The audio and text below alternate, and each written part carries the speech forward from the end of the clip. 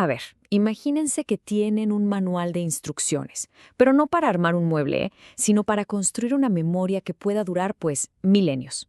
Justo de eso vamos a hablar hoy, del capítulo 13 del Éxodo. Y créanme, no es solo historia antigua, es una verdadera clase maestra de cómo una nación se aseguró de que su historia, la más importante, jamás, jamás de los jamases, se olvidara.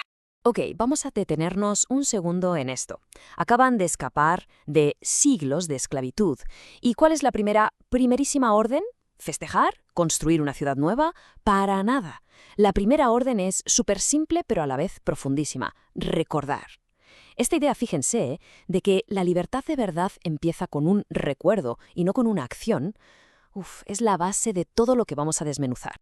Y lo que vamos a descubrir es que esto no es una lista de reglas así nomás. Al contrario, es todo un plan maestro. Vamos a ver cómo esa memoria se forjó con la pura prisa de la huida, cómo se conectó con la vida y la muerte, cómo se pudo saborear en la comida y al final, cómo se convirtió en un manual viviente para las generaciones que venían. Bueno, para entrarle bien a esto, hay que sentir la urgencia del momento. O sea, no están sentados en un congreso, ¿verdad? Están huyendo. Imaginen el polvo del desierto, el miedo, la euforia, todo revuelto.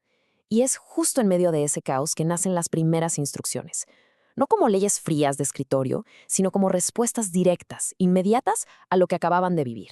Y el texto es clarísimo. Dice, hoy ustedes salen. La palabra clave aquí es hoy. Se siente la inmediatez, ¿no? Pero aquí es donde los grandes comentaristas, como el sabio medieval Rashi, nos dicen, ojo, vean el detalle. Salieron en el mes de la primavera. Y Rashi señala que esto no es ninguna casualidad.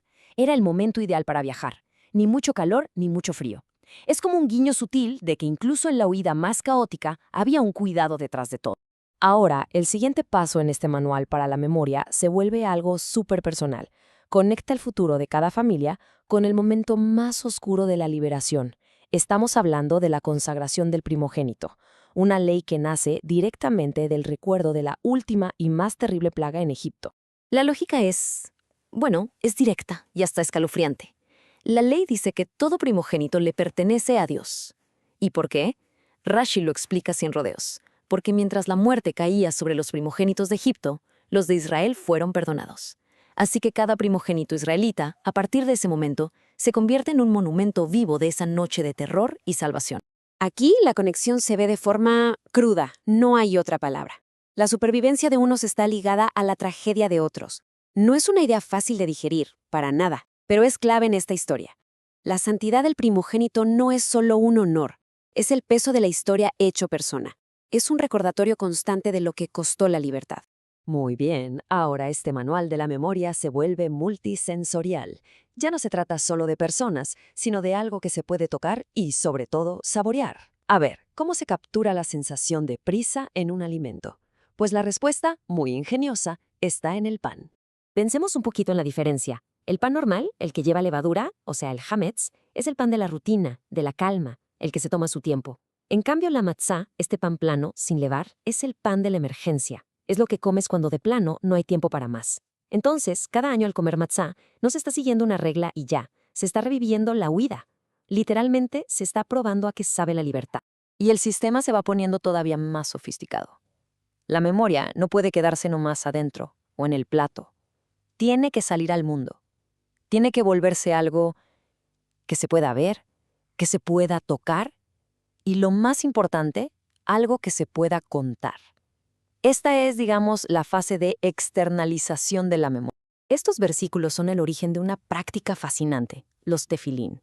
Piénselo como el primer wearable de la historia, un dispositivo de memoria, pero analógico. La idea es tomar las palabras de la historia, meterlas en estas cajitas de cuero y atarlas, literalmente, al brazo y a la cabeza. Así, la memoria deja de ser un concepto abstracto y se convierte en un accesorio físico, un recordatorio que es imposible de ignorar. Y ojo con este detalle porque nos muestra la increíble profundidad del sistema.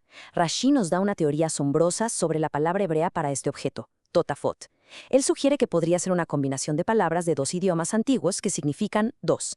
O sea, tot y fot sería como decir dos y dos, que suman 4, exactamente el número de compartimentos en el tefilín de la cabeza. Es un nivel de simbolismo que, de verdad, es increíble. Y con esto llegamos al componente más crucial de todos, porque sin él, todo lo demás pues se desvanece. La memoria, si te la guardas, se muere. El mandato es clarísimo y directo. Y relatarás a tu hijo. No es una sugerencia, ¿eh? Es una orden. La supervivencia de toda esta estructura depende de este acto tan simple, pasar la historia. Pero lo más increíble es que el manual no solo dice enseña, sino que te dice cómo enseñar.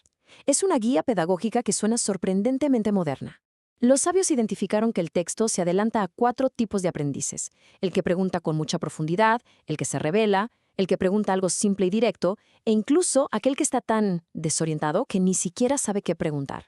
Y para cada uno hay una estrategia diferente. Es un reconocimiento de que no hay una sola manera de transmitir la memoria. Muy bien, ahora, para ver cómo todos estos principios se juntan en la práctica, el texto nos da un ejemplo muy particular, casi raro, que tiene que ver con un animal muy específico. A primera vista, la ley sobre el primogénito del asno suena rara. La elección es dura. O lo redimes con un cordero o le rompes el cuello. La pregunta obvia es, bueno, ¿y por qué un asno? De todos los animales, ¿por qué justo ese? Y la explicación de Rashi es brillante. Nos recuerda que los israelitas no salieron de Egipto con las manos vacías y fueron los asnos los que ayudaron a cargar todas esas riquezas. Esta ley es en el fondo un monumento a la gratitud. Es una forma de asegurar que ni siquiera el papel del animal de carga en la historia de la liberación se olvide. Entonces, cuando damos un paso para atrás y vemos todas estas piezas juntas, nos damos cuenta de que no son reglas aisladas, son los engranajes de una máquina perfectamente diseñada para fabricar y preservar la memoria cultural. Y aquí los tenemos, los 3 grandes pilares de este manual. Primero, la acción ritual, que nos hace sentir la historia. Segundo, los símbolos físicos, que nos hacen llevar la historia con nosotros. Y tercero, el mandato educativo, que nos obliga a contar la historia. Es justo esta combinación la que ha probado ser tan increíblemente poderosa, una estrategia que ha mantenido viva esta narrativa por milenios. Al final, lo que nos demuestra este antiguo manual es que la memoria no se preserva por accidente. Necesita un diseño, necesita una estrategia. Y esto nos obliga a preguntarnos, más allá de los museos o los libros, ¿cuáles son nuestros rituales modernos? ¿Qué símbolos físicos nos conectan con nuestro pasado? Y quizá lo más importante, ¿estamos de verdad cumpliendo con el mandato de contar nuestras historias más importantes para que aquello que nos define nunca se pierda en el silencio?